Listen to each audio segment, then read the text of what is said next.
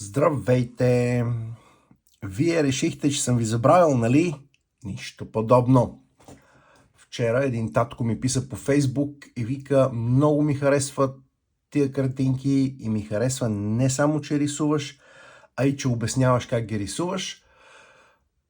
Извинявам се на всички, които са чакали толкова дълго. Беше напрегната седмица, имах много завършене. Обаче сега пак сме заедно и днеска ще се опитам да направя даже 2 видеа, за да запълниме времето, през което ме е нямало. И така, веднага започваме. Няма какво да се бавим и си говорим глупости повече. Веднага започваме. Днеска ще рисуваме една кокошчица и още няколко неща около нея. Колко пъти сте водили децата при баба и след това някой казва: тате, нарисувай ми кокошка! И ти се чудиш какво да правиш. Ето сега, започваме с една кокошка. Грешния край на маркера. С простия край на маркера почваме. Сега кокошката се рисува супер лесно, стига да знаеш частите, както и преди, стига да знаем частите, от които е съставена. И така започваме. Ей тук започваме от главата и гърба на кокошката и тя се рисува много лесно. Просто правиме ей така. И правиме нещо подобно на черпаче, на ченгелче, нещо такова. Като тук ще е главата на нашата кокошка, това е врата, това е гърба и тук някъде ще й бъде опашката. Веднага продължаваме напред. Сега кокошките, знаете, имат такива големи гуши отпред, такива перести с пера дебели, под които се крият пиленцата. Значи започваме от тук, за да имаме малко място тук, където да направим после клюна. Започваме от тук, правим едно дебела кокошка. На практика корема на кокошката и гърдите и всичко останало може да мине в една линия. Хоп, ей до тук някъде така. Сега може да бъде малко с повече елементи, но за сега я рисуваме простичка, за да се упражнявате с простичка кокошка. Няколко следващите пъти ще нарисуваме една кокошка с повече детайли. Така, стигнали сме до тук. Сега, как рисуваме отзад опашката? Много лесно, внимавайте. Значи опашката се рисува и така. Хоп.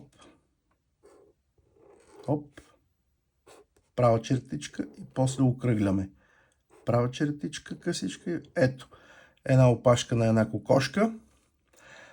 После ще нарисуваме сега, за да завършим тук цялата работа, ще нарисуваме един клюн. Клюна е ето така. Хоп. Сега устата, то хем ще е клюнеста, ама хем искаме кокошката да се усмихва. Затова правим малко е така. Хоп, хоп, хоп. Една вълничка просто така. И слагаме тук лекичко така, за да стане усмивчица. И ето го клюна отдолу. И ето една кокошка, която се усмихва. Слагаме тук ученцето. Отдолу малко е така. Така. И ето сега тази кокошка се усмихва и понеже тя и се усмихва и слагаме и тук един гребен, за да се усмихва щастливо и да прилича на една майка кокошка. Сега продължаваме с краката. Краката са много лесни, съвсем леко под наклон, защото и кокошките така имат два крака и балансират на тях малко. Съвсем леко под наклон. Хоп. Правиме средния пръст на кокошката. Те имат 4 пръста, 3 пръста отпред, един отзад. Ние така правиме средния, за да се ориентираме по него. После пускаме двата странични пръста и после задния. Сега другия крак го правиме малко по-късичък, за да изглежда малко така в дълбочина, все едно е стъпила кокошката. Нали? Тя трябва да има на какво да се опре така с двата крака. Ето. Пак така, хоп, малко по-късичък от другия, пак един пръст напред, пак така два пръста. Ето и сега нашата кокошка е стъпила така на двата крака. Продължаваме сега с детайлите. Какво друго е важно за една кокошка? Важно е за една кокошка да има крила, разбира се, под които да се крият пиленцата. И така, ето така. 1, 2, 3, 4, 5. Аз ги правя като 5 пръста, защото така ми е по-лесно и изглежда добре. Друго, което може да направим на кокошката е, те имат така отделен, така перушина, която отделя врата, която изглежда като яка, която придава така една тържественост на кокошката. Ето така ще направим сега една яка от пера. Можем да добавиме и едно-две перца. Ей така, хоп, тук. Едно перце тук. Може и на опашката да добавиме две перца. И ето я, нашата кокошка, колко бързо и лесно стана. Нещо и липсва на кокошката. Какво и липсва? Разбира се, какво и липсва. Яйце и липсва. Ето тук, отзад ще сложим, защото знаем, че яйцата не излизат отпред. Отзад ще сложим едно яйчице. Ей така, става малко като камиче това яйчице, но слагаме едно яйчице на тази кокошка. Така, сега, какво друго и липсва на тази кокошка? Аз мисля, че на тая кокошка и липсва един петел. Как ще нарисуваме един петел? Един петел ще го нарисуваме по същия начин, по който нарисувахме кокошката, само че с малко повече елементи. Започваме по същия начин. Ей така, правиме един черпак.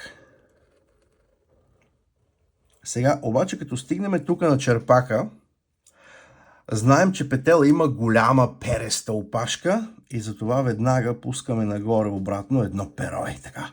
Хоп. И може и така да сложим. Хоп. Нека да си стои това перо тук, колкото да ни подсказва после къде ще продължим. Сега тук гушата на нашия петел обаче трябва да е по-така тежка, дебела гуша. Затова вместо една такава елегантна линия, както направихме на кокошката, правиме така една дебела гуша. Опа, така. Обаче петел, освен дебелата гуша, понеже петел трябва да има голям корем, защото той е така мъж и с голям корем и да правим голям корем надолу. Петела, освен всичко друго, има и гащи, така че ей тук ще направим така, ще маркираме ни гащи само, колкото да си личи, че е петел. И сега връщаме тая линейка нагоре, стигаме до опашката, тук спираме, за да направим другите пера. Ето ги на опашката, ето ги другите пера, хоп. Виждате колко е лесно, просто така. Хоп. Тия отчаяни вопли, които чувате, ако ги чувате, това е моята котка, която се моли да излезе навън. Хоп. Така, и ето един петел с една голяма переста опашка. Сега, значи клюна на петела по същия начин. На нашия петел можем да го направим клюна отворен, но някой друг път. На нашия петел ще направим клюна по същия начин, както на кокошчицата, защото той е един много самодоволен петел, само че ще го направим малко по-такъв крив клюна.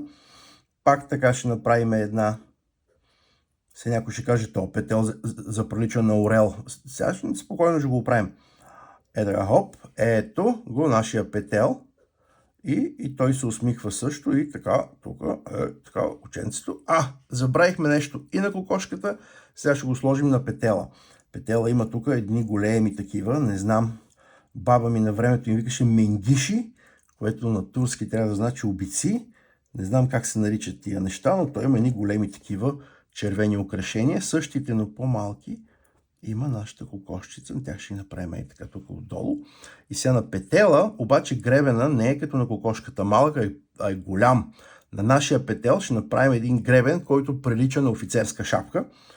Оп, така. И обаче тя не е шапка, а е гребен, затова ще го направим и така. Така, какво друго да направим на нашия петел? Значи крилата, пак сега на петела крилата ще ги направим малко по-така остри да изглежда, защото нали е мъж все пак. Трябва да има така някаква острота, а не мекота, както при кокошката. Ето неговите крилца са такива. Продължаваме тук с яката, както на кокошката, яката на гушата. Ето така, пак от едни остри пера, защото нали, той е мъж все пак. И може така по едно перце да сложим тук-там, за да е по-интересно, да има повече детайли. Така, сега, за краката. Краката на петела може да ги направим последния начин. Пак така, както при кокошката, тук един крак, обаче долу пръстите ще ги направим ей така. След малко ще видите защо. И тук е другия крак, така. Пак казахме малко по-късичък, за да изглежда малко 3D, така дълбочина да има. Защото тук ще направим нашия петел, стъпил, за който може. Ще сложим петела ни да стъпи на един стобор, на една ограда. Ето така. Хоп, хоп, хоп. Тук малко объркахме стъпката, но нищо. Ето, който може да нарисува една такава ограда. Който не може, някой път ще се научим как да рисуваме и ограда. И ето сега нашия петел е стъпил на една ограда. Гордо се перчи, защото има такава хубава кокошчица зад себе си. Ето тук. И сега на това прекрасно семейство им липсва нещо. Какво им липсва? Липсват им едни пиленца. Айде тук отгоре ще нарисуваме сега едни пиленца. И започваме с първото. Пиленцето се рисува много лесно. Пиленцата имат едни кръгли глави. Ей така. Гърба на пиленцето. Гърдите и корема в една линийка. Ей така. Спираме до тук, защото тук какво ще направим? Опашката, разбира се, ще направим. 1, 2, 3. Супер лесно. Така. И тук една човчица, ей така, от две чертички. Едно оченце. Може малко гребен да има, ей така лекичко. Сега може да сложим тук едно малко крилце с 3 перца. Кръченцата по абсолютно същия начин. И ето имаме едно пиленце. Айде да нарисуваме още едно пиленце, обаче този път, като нарисуваме главата на пиленцето, ще дигнем гърба, вместо да е така, ще го дигнем гърба малко е така. Оп. И тук ще направим така малко дупето нагоре и опашката. Ще сложим така крачетата, все едно се е запънало това пиле с нещо. Ей така, и тук другото краче. И сега с какво се е запънало нашето пиле? Нашето пиле се е запънало с един червей.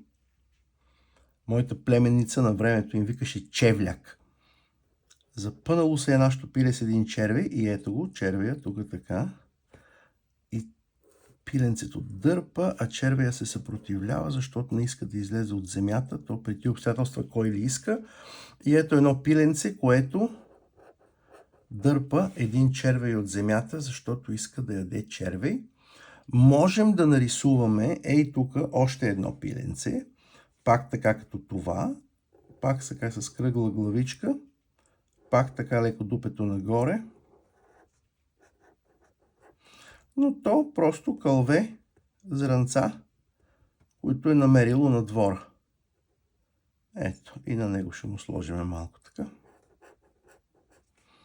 И си кълве зранца, които си е намерило на двора. Тук няма насилие, няма пострадали червеи. Щастливи пиленца ядат семенца на двора. И така, аз мисля, че тук е достатъчно. Нарисувахме нашето семейство с кокошка, петел и 3 пиленца.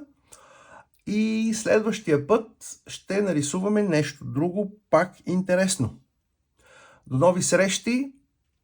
Харесвайте видеята, за да ги показва YouTube на повече хора. Който иска да следва това, което рисуваме и който иска да се научи да рисува на децата си всякакви такива прости животни и разни други неща, може да последва канала и до нови срещи. И чао!